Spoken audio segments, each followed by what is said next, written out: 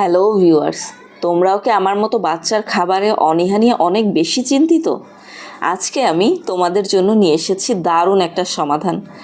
আমার বেবি জন্মগতভাবেই ছিল আন্ডারওয়েট, তার উপর সলিড শুরু করার পরেও সে শুধুমাত্র ব্রেস্ট মিল্কের উপরেই ডিপেন্ডেন্ট ছিল, যার কারণে তার হাইট এবং ওয়েট দুটোই অনেক কম ছিল।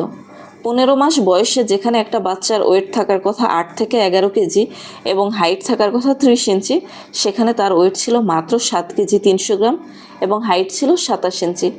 বেবিকে কোনোভাবেই সলিড ফুড খাওয়াতে পারছিলাম না। যাই মুখে দেওয়া হতো সে থুতু করে ফেলে দিত। টানা কয়েক মাস যাবৎ ওয়েট তার একই জায়গায় আটকে ছিল। গত সপ্তাহে আমি জুনিয়র মনানিক্স মাল্টিভিটামিন সম্পর্কে জানি।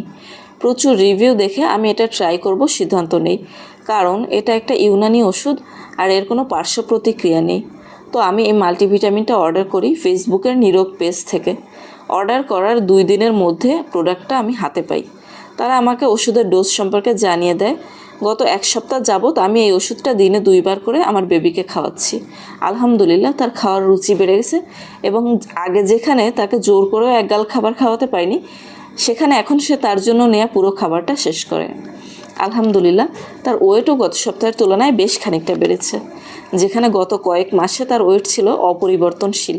আমি তো ভীষণ খুশি হয়েছি তার রুচির পরিবর্তন দেখে। সে এখন খাবার খাচ্ছে, এজন্য মহান সৃষ্টিকর্তার কাছে অশেষ শুকরিয়া। তোমাদের সাথে এই খুশিটা শেয়ার করতে একদম দেরি করতে ইচ্ছা করছিল না, তাই যত দ্রুত সম্ভব ভিডিওটা তৈরি করলাম। আশা করি আমার মতো তোমরাও উপকৃত হবে ইনশাল্লাহ। এই মনানিক্স মাল্টিভিটামিনের পাশাপাশি আমি আরও কিছু খাবার কিনি তার বয়স অনুযায়ী। পরবর্তী ভিডিওতে আমি তোমাদের সেই সম্পর্কে জানাবো।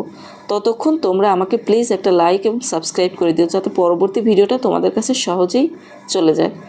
ধন্যবাদ। সবাই ভালো থাকবে, সুস্থ থাকবে। আল্লাহ হাফেজ।